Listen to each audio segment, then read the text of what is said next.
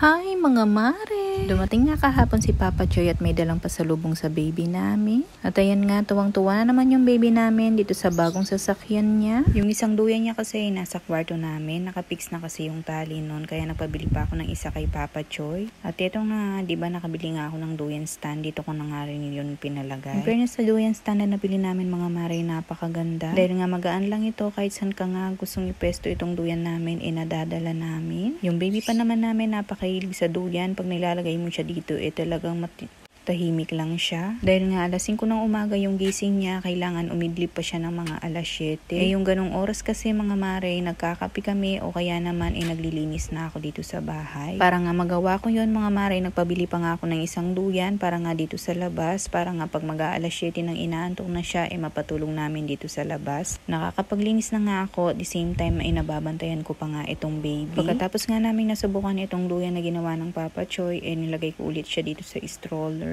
At nung nga nagmuryot na siya mga mare, sinakay namin ulit dito sa duyan para nga patulugin na siya. Mag-aalas 7 na din dito mga mare, at panigurado inaantok na nga itong batang to. Ilagay nga namin dito sa sala mga mare, at ayan nga nakatulog na yung baby. Sakto nga pagkadit ng Papa Choy sa bunak sa school, ayan nga tulog na yung baby namin. Pagkatulog nga ng baby namin na to, naglinis na nga ako dito sa sala at nilinisan ko na nga din yung bote niya. At nung nagising na nga siya mga mare, pinagpahinga ko lang siya ng konti, tapos ayan napaliguan ko na nga siya. Ito nga yung pinasuot ko sa kanya, sabi nga ni na Tita Pei, para daw ang init-init ng pakiramdam ng baby. Hindi naman siya nagmuryot dyan mga mare, at parang gustong-gusto pa nga niya yung suot niya. Gusto ko kasi mapasuot ko lahat yung mga damit niya dito sa cabinet niya. Paano ba naman, ang bilis niyang lumaki at nakakalakihan niya yung mga iba, hindi man niya nasusuot. Kung nanonood kayo sa mga video ko mga mare, makikita niyo talaga siya nung napakabilis niya ngang lumaki. At nung hapon na nga mga mare, mag-aalas 5 na, ayan, napatulog na naman namin siya dito sa labas. Alam niyo naman yung baby namin mga mare, mas gusto pa niyang nakasakay sa duyan kaysa sa hinihele namin. Piniplex-plex ko pa mo yung orasan dyan. Papakita ko sana sa inyo na alas 5 na, pero wala palang battery yung relo namin. Tapos pala, dumating din yung order ko na pansapin dito sa online. Ano ba naman mga mare, nakalatag yung kama namin. Pag pumapasok dito si Banggel sa kwarto namin, diretso sa kama. Minsan pa naman, dinudugo siya, nakakaskas nga dito sa kama namin. Tapos pag pumapasok nga kami dito sa kwarto, dahil nandito yung duyan ni Dylan, unaapakan namin yung kama lagi. Kaya nga bumili ako nito mga mare, para itaas yung kama namin, at ito na lang yung pansapin namin dito sa baba. Meron namang kamang maliit si Dylan mga mare, yun na lang ilalapag ko dito, at ako dito na lang nga sa bindi kong ito. Tapos nung gabi na nga mga mare, pinagtatami time namin tong baby, at napakainit ng ulo. Ewan ko ba sa batang to, napakainit ng ulo. Niya pa mong kapamulyo. Napakalakas talaga ng boses niya mga mare. Tapos nung kinaumagahan na, dahil wala kaming kasama dito sa bahay, ayan nga, napatulog ko nga siya dito habang nagluluto ako sa kusina. Laking tulong talaga ng duyan stand namin nito, at itong nabiling duyan nga ni Papa Choy. Hindi ko na nga siya binabantayan lagi sa kwarto, dito na nga lang kami. Dinuduyan ko siya habang nagluluto ako. At ang recipe ko nga for today's video mga mare, adobong manok. O siya mga mare,